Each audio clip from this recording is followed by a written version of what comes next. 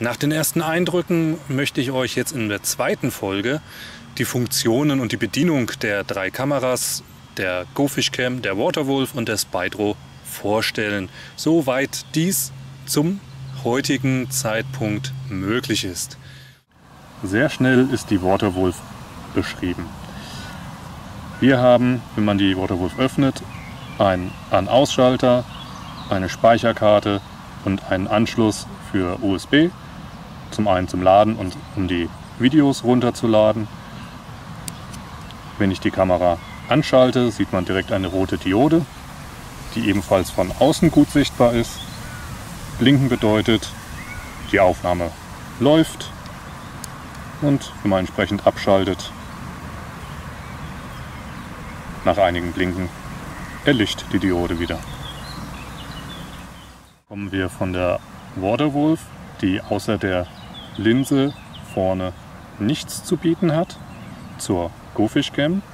Da erkennen wir, dass hier im vorderen Bereich eine zusätzliche Diode vorhanden ist.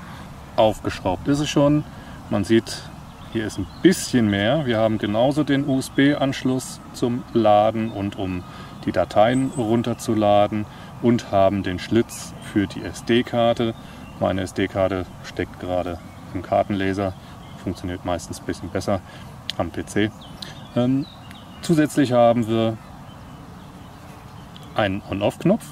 Schiebt man den nach links, sind wir im ganz normalen Aufnahmemodus, und schiebt man den nach rechts, dann wird auch diese Nachtlampe zugeschaltet. Die Anleitung, man sieht hier, dieser Punkt 2, der rote Knopf, ist geeignet, um die Umschaltung zwischen den unterschiedlichen Videoqualitäten zu machen. Wenn wir uns das hier ansehen, sehen, gerade bin ich in der höchsten Auflösung. Jetzt habe ich auf Blau umgeschaltet. Jetzt auf dieses Türkis. Über diesen Wi-Fi-Knopf starte ich das Wi-Fi. Dann muss ich nur entsprechend die GoFishCam auswählen. Und wenn ich dann die App starte, verbinde, sehen wir jetzt das Live-Bild von der Kamera. Innerhalb der App kann ich ebenfalls die Aufnahmequalität verändern. Zeigt es mir dann hier oben auch an. Ich möchte euch einfach mal darstellen, wie lange es dauert,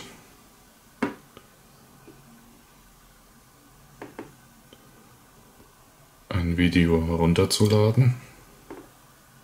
Man sieht, der Aufbau von diesen Sequenzen ist eigentlich recht flott.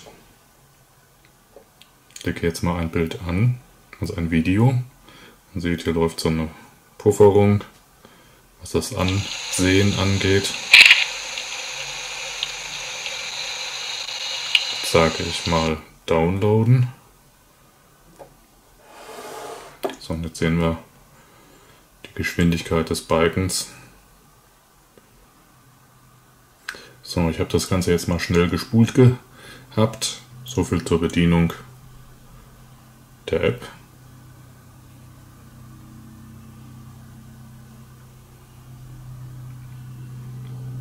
Ja, man sieht, es hakt auch durchaus mal. Ich weiß nicht, was es jetzt hat. Aha. So, jetzt sehen wir hier Fehlermeldung. Bleibt ständig stehen. App schließen. Kommt durchaus vor. Im Normalfall kann man wirklich mehrere Videos runterladen aufs Handy. Und es funktioniert an sich ganz okay.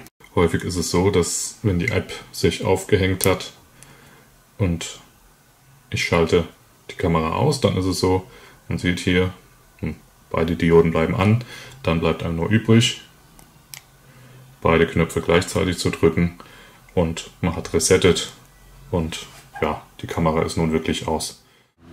Und dann kommen wir jetzt von der GoFishCam mit der einen Diode zur Spydro. Da sehen wir, da ist noch ein bisschen mehr zu erkennen. Hier haben wir zum einen, ich nenne es mal ein Kommunikationslicht, was über unterschiedliche Lichtsignale einem signalisiert, ob ich mich gerade in der Bereitschaft befinde, ob ich mich im Aufnahmemodus befinde. Blaue Diode ist beispielsweise eine Bereitschaft, die Kamera ist an. Rote Diode bedeutet Aufnahme. Diese Diode leuchtet nur außerhalb vom Wasser. Sobald ich unter Wasser gehe, erlischt diese sofort. Das heißt, ich habe jetzt kein Licht, was mir irgendwie die Fische abschreckt, Aufmerksamkeit erzeugt, sodass vielleicht die Kamera selbst attackiert wird. Und gleichzeitig habe ich aber auch über diese Dioden ebenfalls diese Nachtlichtfunktion für eben Aufnahmen in Dunkelheit und großer Tiefe. Was jetzt ganz speziell ist, diese Kamera ist, wie gesagt, völlig versiegelt. Das heißt, ich kann diese Kamera nur über die App bedienen. Kleine Problematik, ja, heutiger Stand, ich habe mit denen geschrieben, die antworten immer super schnell. Heutiger Stand ist, mit dem Apple-Gerät, also mit iOS, funktioniert das Ganze, die App, was die Daten, Videomaterial runterladen angeht. Mit Android funktioniert es im Moment noch nicht. Die Kamera verfügt genauso über Wi-Fi wie die GoFishCam. Obwohl ich an dieser Kamera, die ja völlig versiegelt ist, keinerlei Knöpfe habe oder Schalter oder irgendwas, kann ich trotzdem ohne App diese Kamera starten und Aufnahmen machen. Wir sehen hier diesen Sensor. Also man muss es tatsächlich Sensor nennen, denn diese Kamera nimmt noch ein bisschen mehr auf. Sie soll ein GPS-Tracking bekommen über das Handy. Ja, wenn da das GPS angeschaltet ist, dann synchronisiert die Wegpunkte, die man abgefahren hat, zum Beispiel beim Spinnfischen. Diese Funktion ist noch nicht gegeben, daran wird gearbeitet. Dieser Sensor, ich nenne ihn Sensor, weil der mehrere Daten auch erfasst. Das heißt, der dient nicht nur dazu zu erkennen, ich bin unter Wasser und mache jetzt meine Aufnahme und schalte die Blinkdiode aus. Die nimmt auch Salinität auf, die nimmt die Wassertiefe auf und die Temperatur des Wassers. Das ist natürlich, wenn das dann alles funktioniert, so wie es scheint, ist das alles noch eine App-Geschichte, dann wird das mal richtig interessant. Jetzt kurz zur Bedienung. Wie starte ich die Kamera, wenn ich jetzt nicht über die App arbeite, beziehungsweise auch um generell die Kamera zu starten, um sie dann eben mit dem Handy zu verbinden. Denn diese Kamera, sobald sie eingeschaltet wird, dann ist auch das Wi-Fi an. Und das ist aber auch immer nur an, wenn sie außerhalb des Wassers ist. Unter Wasser schaltet sich das automatisch ab. Ich nehme einfach einen Finger, mache den mit Spucke etwas feucht, gehe hier über den Sensor, man hört sofort das Signal, die Kamera ist eingeschaltet, gleichzeitig signalisiert sie mir das mit dieser blauen Diode, die blinkt. Wenn ich jetzt über die App gehe, kann ich auch kontinuierlich aufnehmen. Das ermöglicht mir jetzt ohne App hier keinerlei Bedienelement. In dem Moment, wo die Kamera in dieser Bereitschaft ist und unter Wasser kommt, nimmt sie auf. Und wenn sie aus dem Wasser wieder rauskommt, dann hört sie auf aufzunehmen. Also in dieser Form funktioniert das Ganze auch ohne App. Um die Kamera auszuschalten, kann ich sie auf den Kopf stellen.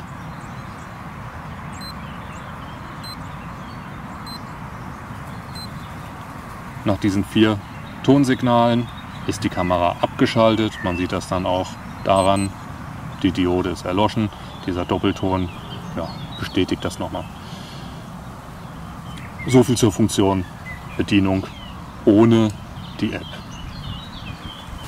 Man sieht hier auch in den Einstellungen, verbindet sich sofort, wenn man sich einmal da eingeloggt hat und auch wieder verbinden geht, dann ist das absolut unproblematisch von der Verbindung her.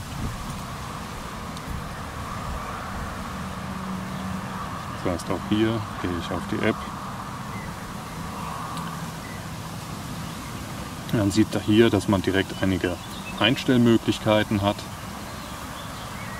Man kann Licht zuschalten. Dieses Autolicht bedeutet, wenn es dunkel wird oder zu dunkel wird, dann schaltet sich ein zusätzliches Licht ein. Ich kann kontinuierlich aufnehmen. Das sieht man dann an dem Wechsel auf die rote Diode. Rot ist Aufnahme.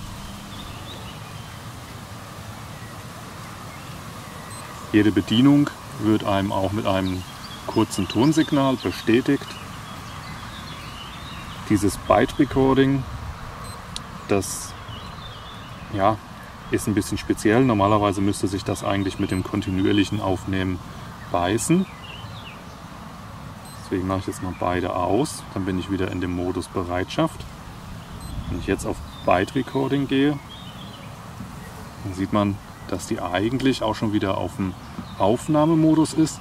Es ist aber eigentlich so gedacht, dass erst bei einer Aktion, das heißt, wenn die Kamera geschüttelt wird, also eine Aktion wahrgenommen wird, dass dann die Aufnahme startet. Die Cliplängen kann ich mir einstellen, 30 Sekunden, 1 Minute, 2 Minuten. Bei der GoFishCam ist es beispielsweise so, dass die Clips immer in 1-Minuten-Sequenzen zerschnitten ist. Ja, hier sind noch so zusätzliche Funktionen wie Auto Power Off.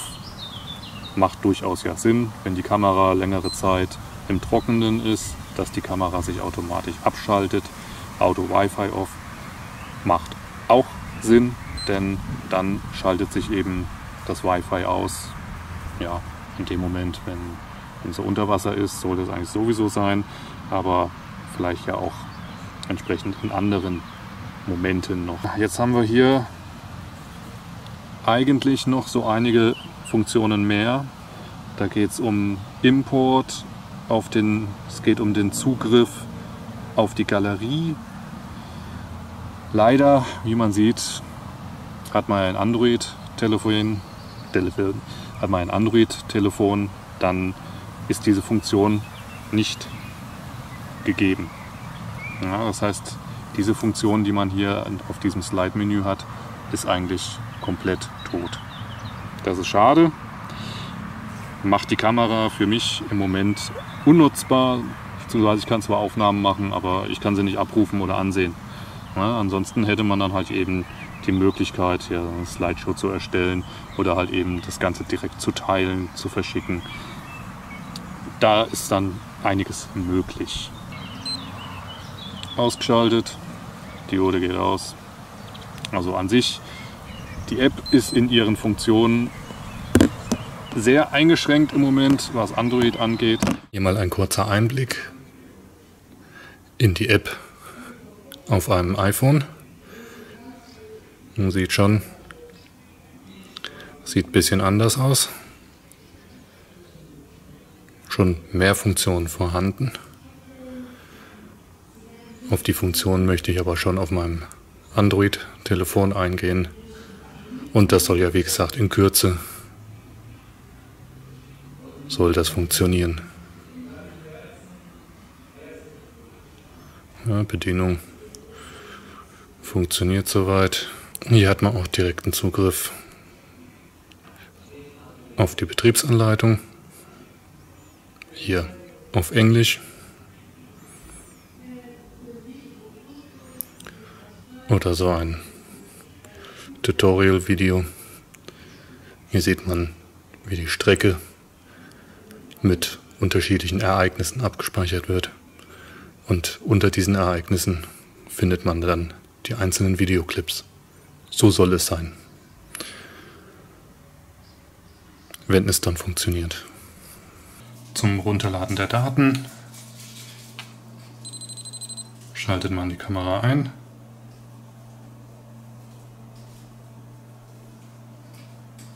So, jetzt ist sie an. Verbindet mit dem Stecker.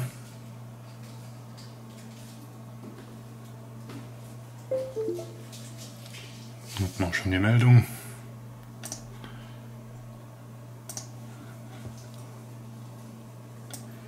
Laufwerk. Und Schon hat man Zugriff.